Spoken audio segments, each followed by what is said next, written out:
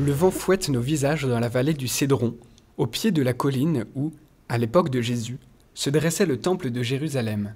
Une simple croix sur le rocher rappelle l'endroit où, selon la tradition, Étienne, premier martyr chrétien, a été lapidé. Les Juifs essayaient de ne pas tuer Étienne à l'intérieur de la cour du temple. Cela aurait pu rendre le lieu impur.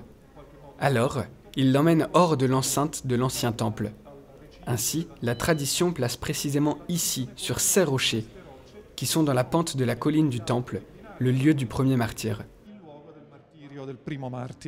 Un souvenir conservé aujourd'hui par le patriarcat grec orthodoxe, qui a construit un complexe dans les années 60. La mémoire liturgique du premier martyr ne coïncide pas avec celle des latins. C'est pour cette raison que, chaque 26 décembre, les portes s'ouvrent pour accueillir les frères franciscains et les pèlerins. Les vêpres sont priées, et on se souvient de nombreux martyrs de notre époque. La grande attention que l'Église de Jérusalem a commencé à réserver à Étienne est liée à une tradition assez tardive, remontant à l'époque byzantine, quand un prêtre rêva de l'endroit où se trouvaient les reliques de saint Étienne. Aujourd'hui, cet endroit est vénéré non loin de Jérusalem, à Beit Jemal.